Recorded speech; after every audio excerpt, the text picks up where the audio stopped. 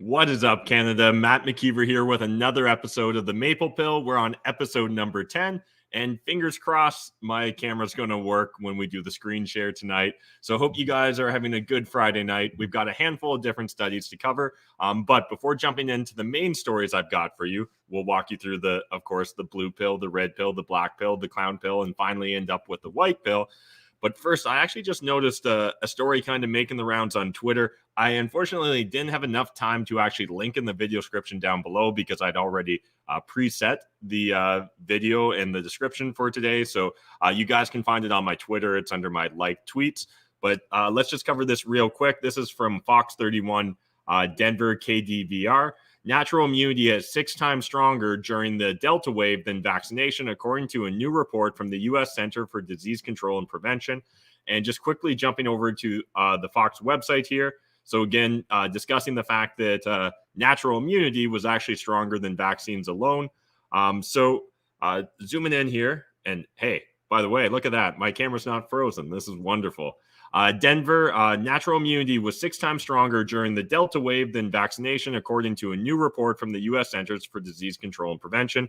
The report, published January 19th, analyzed COVID outcome data from New York and California, which make up about 1 in 6 of the nation's total COVID deaths. The study has limits, namely it was done before the Omicron wave and doesn't factor in the information about boosters. It does, however, broadly agree with studies from other countries. So again, I'll leave it to you guys to jump in and do your own research and follow up on this, just like any story we cover here. I don't want this to be the end of your research. I really just want this to be the beginning of your deep dive into the different subject matters. But just thought that was an interesting one to highlight and share that with you guys. But otherwise, let's jump into the first blue pill story of the day. Essentially, we're going to be talking more about Canada's supply chain and in particular, what's going on in regards to the cost of food. And so we've actually got a handful of different stories here I want to cover with you guys. The first one here is from Bloomberg. Canada faces empty shelves as trucking snarls hit food supplies. This is a reoccurring subject that we've been discussing for a bit at this point in time, and definitely it's of concern in my opinion. Just days after new rules came into effect that require American truckers to be fully vaccinated to cross into Canada, grocers said some produce shelves were bare and the cost of hauling everything from tomatoes to lettuce from the southern U.S. has jumped 25%. America's northern neighbor relies on imports of fresh fruit and vegetables from its biggest trading partner in winter. And this is something I asked you guys yesterday. And again, I'd love for you to jump in the comments and share with me your thoughts, your perspective. But what are you seeing at your local grocery stores? Are you seeing a lot of empty shelves? On Twitter, it definitely seems like there's lots of photos, but again, it's hard to know if those are being cherry-picked. And we've got a follow-up story I'll cover in a second here. But first, just looking quickly at what actual food do we import here in Canada from the U.S. So prepared foods is the biggest, but then we've got fresh vegetables, fresh fruit, snack foods, non-alcoholic beverages, and pork. So about 45 billion worth of goods crosses the border every month, and Canada is the top export market for 32 U.S. states, according to the Department of Commerce. Most trade between Canada and the U.S. travels by truck. So this is definitely important just to note because, again, I think this is something we're going to watch closely as we really see these vaccine requirements on truckers take hold. Again, we've only been a couple days into it. You would expect, even with kind of the just-in-time inventory system we're used to here in North America, that would take a while before we really start to see how this plays out. So again, link to this Bloomberg article in the video description down below.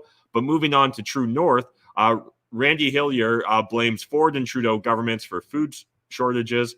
And so something really interesting, if you guys follow Randy on Twitter, asking followers of his and supporters of his to send in photos showing their local grocery stores and their essentially bare shelves, bare produce. And it seems like really a lot of the photos are around produce as well as meat sections of grocery stores.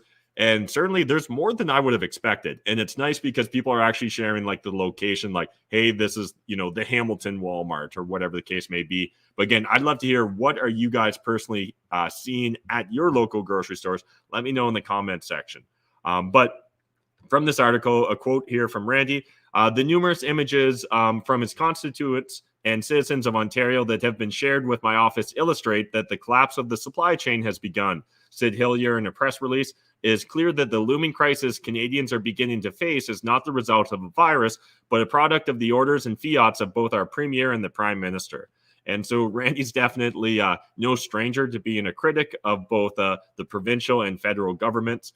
So he does have his own bias, but again, he is backing it up by getting his followers to send in actual photos that they're seeing as boots on the ground. Further on in the article here, so contrary to Hillier's claim, Loblaw spokesperson Mark Bourdieu told the CBC that bare shelves in grocery stores are due to inclement weather. I know that with the weather, some of our stores are facing some issues, which are typical of this time of year. He said that the shortages would not be a long-term issue. And so, again, really curious to see how this plays out. It is nice to hear the counterpoint from Loblaws. They're certainly one of the larger grocery chains here in Canada. But I don't know. We get bad weather every year here in Canada. Maybe it's a confluence of situations that just kind of stacked up that are triggering this issue. But certainly when you kind of go through the data and we find out that half of American truck drivers are expected not to be vaccinated or unwilling to disclose their vaccination status, you would expect that to have a major impact, particularly when we take into consideration the fact that the majority of goods that cross our borders every month are actually coming via truck rather than any of the other means like plane or trains. And then one final piece I wanted to hit on here. This is from the Toronto Star. This is a story I hadn't heard nearly as much about. And this is Canadian cattle producers desperate as feed shortages reaches crisis levels. And so in the article, the train was supposed to arrive Tuesday and it's still not here. And now it's Friday morning. If it doesn't arrive soon, we'll have to have people out shoveling and scraping the bin, Bottoms Kolk said.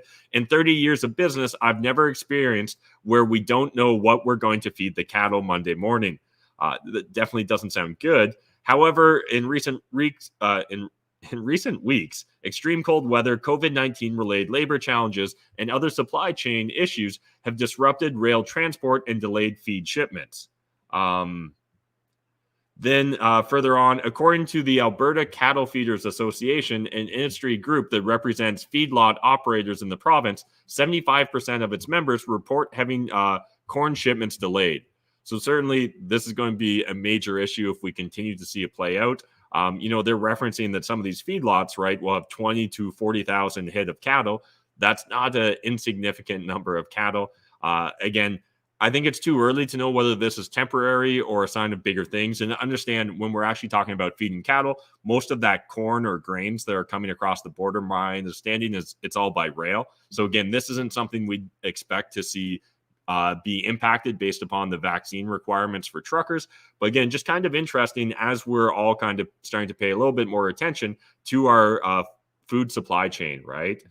Moving on, though, from this, let's cover the red pill story of the day. And this is really going to be around a similar but slightly different topic. And what we're talking about here is essentially Canadians struggling with debt. And in part and parcel with this is interest rates and inflation as well. This first story is from Bloomberg. Debt-strapped Canadians brace for a risky rate hike cycle. And so we covered this yesterday where essentially Bank of Nova Scotia, or Scotiabank, I guess they call themselves these days, they're predicting their economists expect a 1.75% increase in interest rates this year alone. Now, if you guys were following me on social media, on my Instagram, I personally don't believe it. We'll see how this plays out, obviously. They're essentially predicting 7 rate hikes, right? 175 basis points. Personally, I'd be surprised if we see more than 2 to 3 rate hikes this year. In my opinion, as you guys know, I think that Canadians, the economy, businesses, the entire world is addicted to cheap debt. And I suspect when a politician staring down the barrels of high inflation or having like a real economic recession due to increased interest rates, I think they're going to choose inflation. But again, that's just my hot take on the situation. From the article here in Bloomberg, as early as next week, the Bank of Canada will start a campaign of tighter monetary policy that will test the country's debt-laden consumers and reveal whether its robust economic recovery has staying power. The country has one of the highest total debt burdens in the developed world, ranking slightly behind France and well ahead of the U.S. Even so, markets are betting the Bank of Canada will be the most aggressive group of 7 central bank in lifting rates. Again, it's interesting to hear this narrative. Moving on in the article here, we are entering possibly the riskiest economic policy landscape we've seen in decades. Robert Asselin, a former Trudeau advisor who is now vice president at the Business Council of Canada, said by phone. The nation created 886,000 new jobs in 2021, a record year, but that's after losing 3 million jobs at the start of the pandemic. Employment is now 240,500 above where it was in February 2020. In the U.S., employment is still almost 3 million below the mark. Home prices, and this is something you guys that follow the real estate content we produce as well are acutely aware of. Home prices have risen 41% since policymakers slashed interest rates to the emergency lows in March 2020. 41% in essentially 2 years, right? That's a wild amount. Total private and public debt outside of the financial sector, meanwhile, has risen by more than $1,802 billion to Canadian 8.1 trillion through June of last year. Essentially, here's just a handy little chart to see where we as Canadians kind of rank compared to, I believe this is 35 of the most wealthy nations that are also indebted. So you've got Hong Kong, Luxembourg, Japan, France, Greece, and then Canada. And the states are a fair bit further down. We're at 345% of GDP. And where was the U.S. again? The United States, for comparison, is 286, and the United Kingdom is 289. That represents about 345% of gross domestic product, the sixth highest among the more than 40 rich economies tracked by the Bank for International Settlements. How the economy will react to higher borrowing costs remains unknown. I'd love to hear your guys' thoughts and opinions. And how are you trying to protect yourself, protect your investments, and protect your family from potentially these rate hikes if they do come? And again, that's not, understand when I say protect, I'm not trying to villainize the idea of rate hikes. This is long overdue. At the same time, I personally think central banks and politicians will be very dovish in their approach, even though they're talking and walking, or they're strutting like they're hawks. I've been calling bullshit on this for years at this point in time. But again, that's just my hot take as an armchair analyst. One last point from the article. The risk is that without trimming his fiscal plans, Trudeau will fuel inflation that could drive the Bank of Canada to raise borrowing costs by even more. That would leave the nation's indebted households to pay the biggest price for the Prime Minister's ambitions. And so kind of building upon this, recently there was a new study came out, and this is from CTV News. Nearly 60% of Canadians find it difficult to feed their families full fines. So a new poll has found that nearly 60% of Canadians are having a hard time providing enough food for their families. The poll from Angus Reid Institute, released on Friday, shows that 57% of Canadians reported having a difficult time feeding their family recently, an increase from 36% when the question was last asked in 2019. Now, one thing I am kind of curious about is how individuals decide or quantify whether they're having a hard time providing food for their family. Is this providing any food? Is this providing the quality of food and the types of food that they think they should be able to provide? Because I'm kind of surprised that we had 36% back in 2019 already, and now we're at 60%. Like, to literally say that the majority of Canadians are having a hard time providing enough food for their families, that doesn't sound good. Again, I kind of hope that this is maybe Canadians overreacting or, being bombastic with their statements. I'd love to hear what are your thoughts. What are your opinions? Let me know in that comment section. But the poll also found that 39% of Canadians believe their financial standing worsened in the past year, which marks the highest number of Canadians reporting a worse off financial situation in the 13 years of tracking from the Angus Reid Institute. Overall, people in Alberta, 49%, Saskatchewan, 47%, and Newfoundland and Labrador, 47%, were most likely to report a worsening financial situation last year.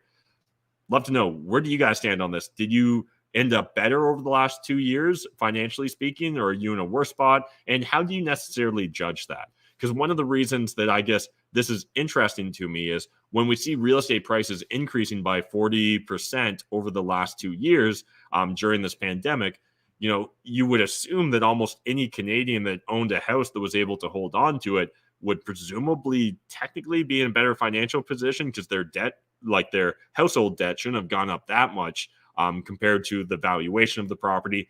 But again, it's a subjective question, right? How do you think you fared over the last 2 years? So Again, I'm asking you as well. What's your subjective opinion in regards to how you fared over the last 2 years? And then one last point I wanted to kind of round out this red pill was just this Toronto Stars story from Heather Schofield, where essentially, in my opinion, this is literally the Toronto Star simping for Justin Trudeau. Justin Trudeau didn't create Canada's inflation problem, and there's not much he can do about it. I don't know. I feel like, the prime minister of our country probably does have some influence over the Bank of Canada. He probably does have some influence over government spending. He probably does have some influence over the lockdowns, the restrictions. Again, oftentimes these are pointed to as short-term or transitory causes of inflation. I don't know. I think that we're going to continue to see this narrative evolve where they're going to say, oh, well, it's not so much transitory anymore. And we always knew it wasn't going to be transitory, the same way that a lot of other narratives have evolved over the last couple of years. But I just wanted to key in on essentially a couple of the main points here in this article. And again, links in the video description down below. I encourage you to go read the entire article. But I didn't really find much of a convincing argument for why Trudeau wasn't responsible for it.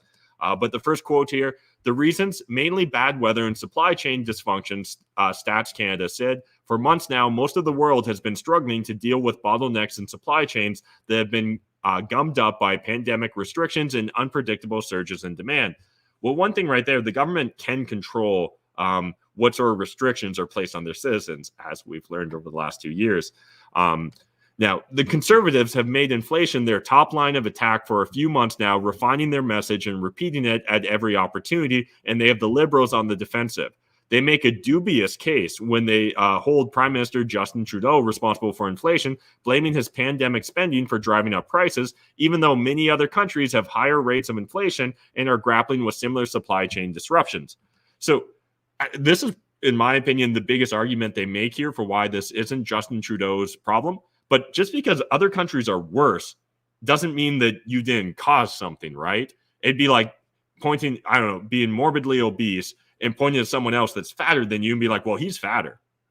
But like, again, it's probably your caloric intake and your caloric burn that's dictating what sort of weight you've got going on personally. And to point at someone else that's maybe just in a worse off spot, I don't think really absolves you of any guilt. And so, again, the biggest arguments here that I saw in this article was essentially towards the concept that, hey, restrictions, lockdowns, the weather, all these things are causing temporary inflation, and that government spending doesn't really impact on a big scale of things what happens here. But certainly central banking policy does. And honestly, government spending does have a huge impact on what happens, right? Like we're talking about billions of dollars in deficits. There are consequences to that. And there's a lot more money just out there sloshing around. And it's absolutely true in other economies as well, particularly Western democracy economies. But that still doesn't negate the fact that it's happening to Canada and that our prime minister should have some influence over what's going on. But again, that's my hot take on it. I'd love to get your thoughts, your opinions. Let's move on to the black pill story of the day. This is a little bit of a different one than normal. This is actually a Twitter thread, and again, link in the video description down below. This is from Michael Chong, and he is the shadow foreign affairs minister. And there's something extra special about, like, we've got the shadow cabinet, right, which is the counterpoint to the main cabinet of parliament. But it's kind of funny when you put those words together, in my opinion, the shadow foreign affairs minister. It just sounds more dubious than it is. But so I'm just going to cover a good chunk of this thread, honestly, because I think it's worthwhile. Do you guys remember that entire Winnipeg Lab leak with the Chinese scientists and how it just kind of disappeared for a while? And then when the Conservatives started demanding to have access to actually understand what goes on, essentially the federal Liberal Party said oh no, it's too risky to share it with the Security Council or whatever. Yeah, we'll get into it. I'll just read it here for you guys. But the Liberal government says handing over the Winnipeg Lab docs to Parliament would undermine national security. This is the world turned upside down. The opposite is true. It's the government that's undermined national security, not Parliament. And I think this is an important distinction, right? It was the government's lab here that essentially appears to have got into a compromising position with Chinese scientists. And now they're saying that just because they accidentally didn't have the right security in place and some stuff must have leaked from our lab in Winnipeg, that now would be too dangerous to share it with the Conservatives that want to have access to this information. Here follows some of the recent security breaches, leaks, and lapses of the government, and these are just some of many. And absolutely, this is really just the tip of the iceberg. Anyone that's been paying attention over, honestly, the last decade knows how much shenanigans go on in Canada in regards to espionage, information leaks. Honestly, at this point in time, if you guys want to go down a rabbit hole, I encourage you to read the book Willful Blindness, right? It's a book that I've recommended a few times written by Sam Cooper. And in that, he actually highlights a story where, if I'm getting my facts right, it was a CSIS intelligence agent essentially was leaking critical Five Eyes documents and information to an Iranian counterpart who then was passing along to China, where literally it came to the point that at one point in time when the Five Eyes wanted to arrest someone, they decided it would be safer to arrest them in the Netherlands than it would be in Canada because of how leaky our espionage network is here in Canada. Like, that shit's concerning. And again, go read the entire book so you get the context. But one of the first points here that Michael makes is, in October, the government leaked the names of several hundred vulnerable Afghans seeking refuge from the Taliban, putting their lives at risk. These Afghans helped Canadian soldiers during the war and are being targeted and executed by the Taliban. CSIS has warned the government for years that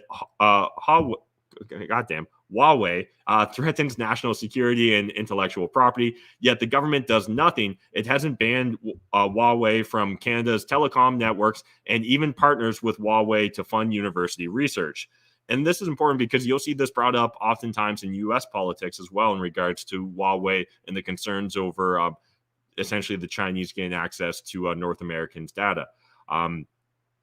Then further on here in the article, in the thread, in February 2020, reports said the personal information of 144,000 Canadians was breached by the government. There's a significant problem. This is a direct quote.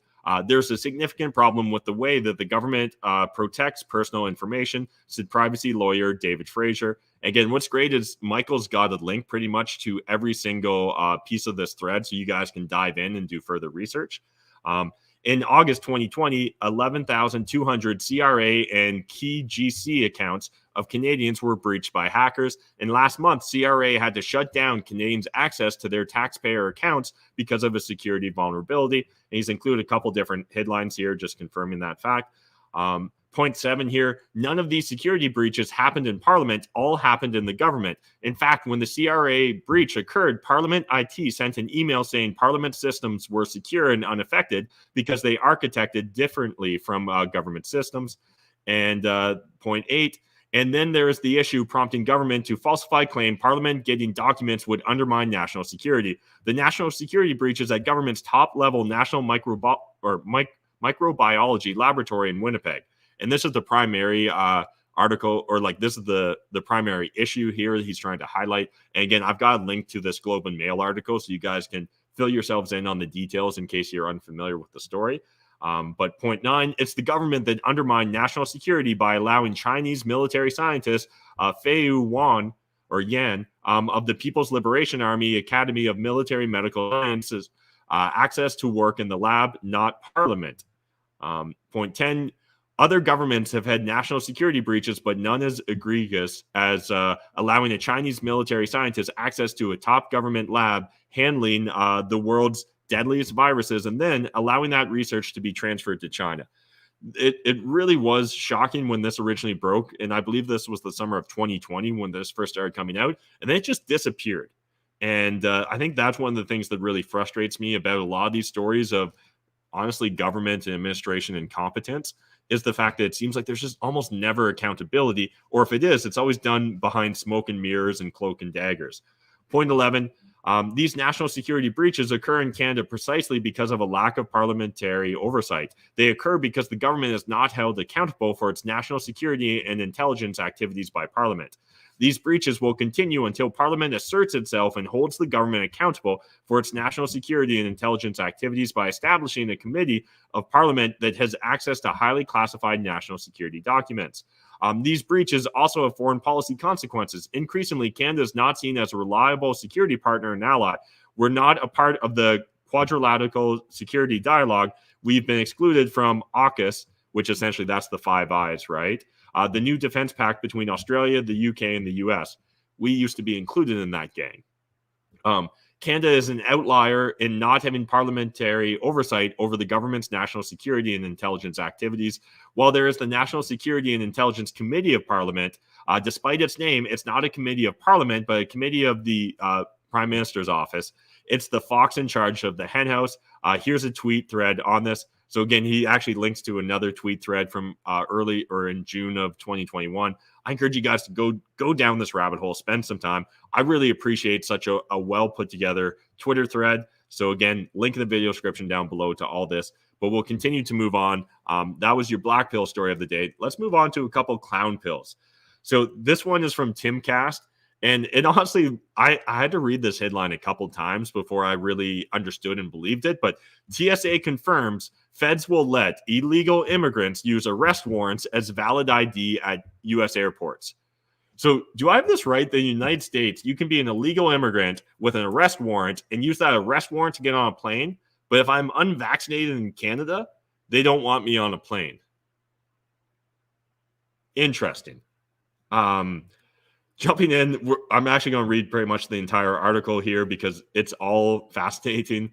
For non-citizens and non-U.S. nationals who do not otherwise have acceptable forms of ID for presentation at security checkpoints, TSA may also accept certain DHS-issued forms, including ICE Form I-200, a warrant for arrest of an alien, a TSA spokesperson told Fox. All passengers who identify or identity is verified through alternative procedures receive additional screening before being allowed into the secure area of the airport, the statement said. Texas Congressman Lance Gooden labeled the decision dangerous to the safety and security of all Americans. A criminal alien shouldn't be allowed to board a plane after presenting a warrant for their arrest, Gooden said in a statement. They should be detained and brought before a judge. According to the data from the Border Patrol Agency, agents encountered more than 70,000 migrants illegally crossing into the United States every each month. So 70,000 illegal migrants entering the U.S. every month. And as long as they've got their arrest warrant, they're going to be able to use that as ID to get on U.S. airplanes. Meanwhile, here in Canada, if I don't have my vax papers, I'm essentially an unclean leper. Moving on to a different clown pill story. This one's not actually important in any way, but I just thought it was silly. If you guys didn't hear, Mars, the candy company, their Eminem characters redesigned for a more dynamic, progressive world, Mars announced. And I'll leave you guys if you're actually interested. There's a link in the video description down below. But I just wanted to highlight this one little quote here, which is Mars also added that the brown Eminem heels will be lowered to professional heel height. What does that even mean? Like, I understand technically what it means, but I saw someone joking around on Twitter and they were like, are they slut shaming the brown Eminem for wearing too high of heels, that she can't be professional if her heels are too high? And yeah, that's your clown pill stories for the day, guys. We do live in a clown world where these are the priorities. But moving on to a white pill story, and again, there's a link to this entire article. I really encourage you to check it out, but it's about the rise of Bitcoin.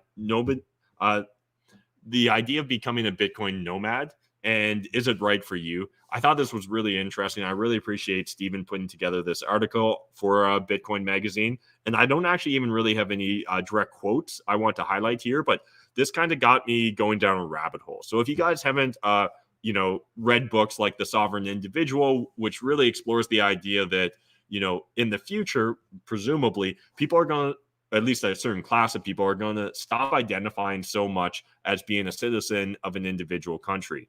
And this is something that really just kind of clicked for me maybe a week ago, I guess it would have been. There was someone that was kind of arguing with me on Facebook Messenger over one of the stories and kind of how I covered it.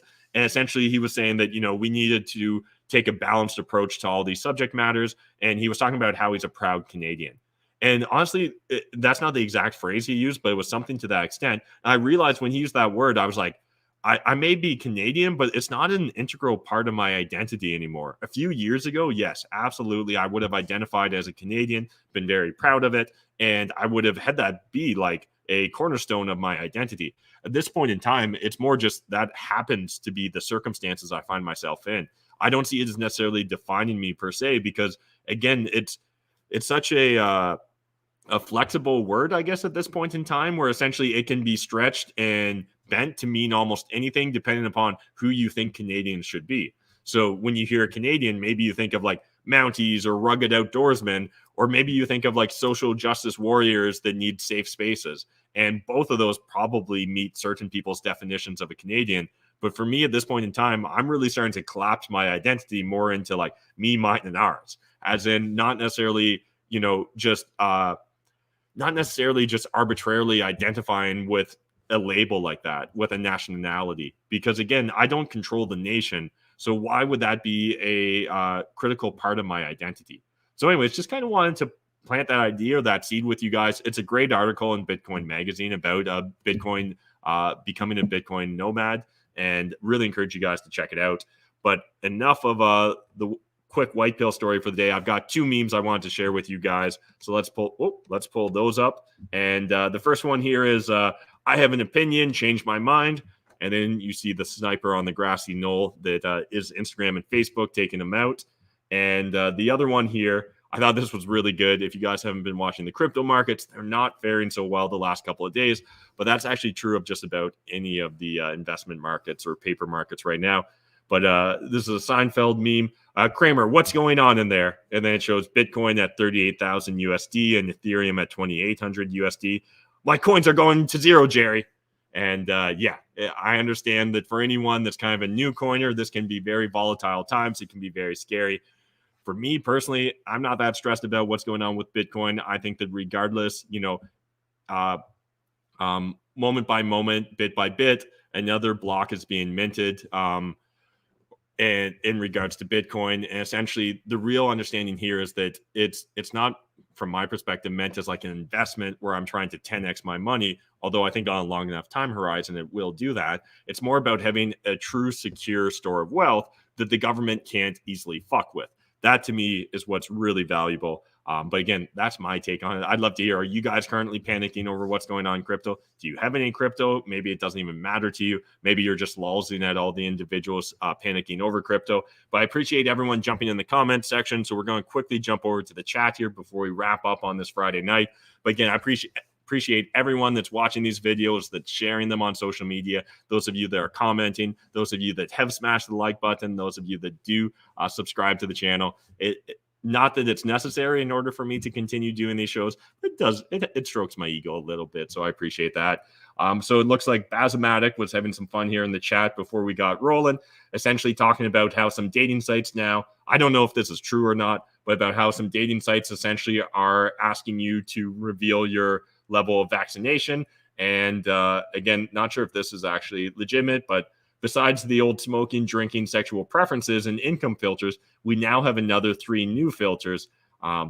If that's the case, or if they're saying that you have to wear a mask for your first 3 dates on these platforms, that just sounds like clown world to me. Again, you guys do you, but that just sounds like silliness that I wouldn't be stressed about or even pay attention to. Peter saying that's wild, I think, in regards to the dating story. We've got some people posting spam there. What else do we got? Steven saying financially best 2 years so far. That's awesome to hear, Steven. And again, I think that there are a lot of Canadians that took this as an opportunity to improve their lot in life and improve their financial situation.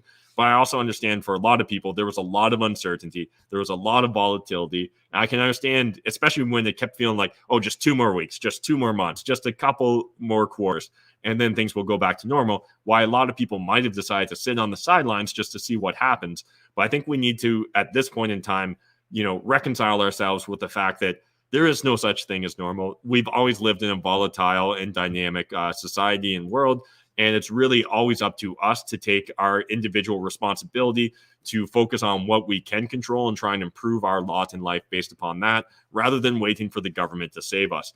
I think that that's one of the things that really frustrates me, circling back to the Toronto Star simping article about Justin Trudeau, where they essentially just keep referencing that Trudeau says, oh, I've got Canadians' backs, don't worry.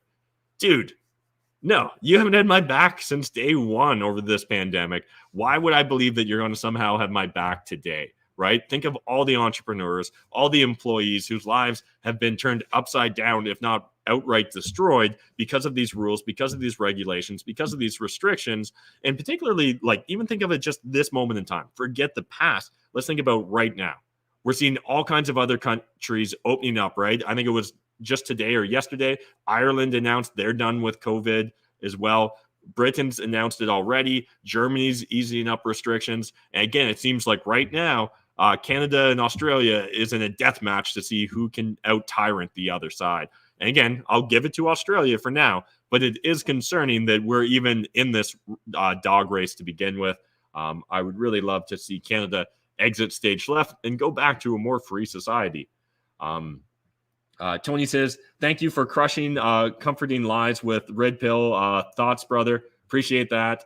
Don't know what that means. Tara says, I'm also just extremely not proud of what Canada has become right now, so I'm not exactly proud to say that I'm Canadian. Yeah, and again, I think one of the things for us to understand about that idea of having being a Canadian or your nationality a huge part of your personal identity is like you can't really control or influence it to a significant extent. So to me, it's all more about local, right? I'm the average of the 5 people I spend the most time with. I can help control who those 5 people are. I can also influence those 5 people, and I can allow them to influence me. I'd much rather focus on a small circle rather than some like abstract, vague national identity. And I think that we're going to see more and more individuals lean that way and move in that direction. And I just want to let you guys know at home, you're not alone in doing that. Start building your local community, start building your local network. Forget about waiting for the government, especially the federal government, to come and save you, because they're not going to do that whatsoever. Share the link for the Seinfeld meme. The link in the description is for censorship meme. Oh, okay. Maybe I did forget to share the Seinfeld one. So I'll like it on Twitter. You guys can find me on Twitter at Matt McKeever85. It'll be under my like tab. So it'll be the most recent like. So hopefully it's pretty easy for you guys to go find. Again, I thought that was a pretty on the nose meme for the moments in time we find ourselves in. It's a lot less fun walking by my block clock, which states the different prices of cryptocurrencies and, how many sats it takes to buy a dollar or how many sats a dollar buys. And it hasn't been putting a smile on my face the same way as it would have done when we were pumping. But I think it's important for everyone to understand these are just volatile times in general, right? Whether you're looking at paper assets, whether you're looking at real estate. Now, real estate's been here in Canada in particular volatile on what investors would say the good side, that 40% appreciation over the last 2 years. But these are very dynamic times. I think you need to keep your fingers on the pulse of any of your investments. But for me, when it comes to Bitcoin, I'm just stacking sats and forgetting about it, right? That's a long-term play in my opinion. But again, I understand those of you that maybe aren't enjoying the volatility in this moment in time. But I hope you enjoyed today's episode. Smash the like button if you did. Hit subscribe if you're new to the channel. Let me know your thoughts, your opinions. And again, I'd really love to hear from you guys. What are you seeing going on at your local grocery store? Because definitely when I'm looking at Randy Hillier's timeline on Twitter, he's got lots of people sending him all sorts of photos that make it look like Canadian supermarkets aren't doing so hot. But again, that could be cherry-picked photos for all I know. They could be from the past for all I know. So again, I love to hear from you guys. What are you locally experiencing? And we'll be back on Monday, 7 p.m. Eastern Standard Time with another Maple Pill. And just enjoy your weekend, guys. Don't let the government and my black pill or clown pill stories stress you out too much.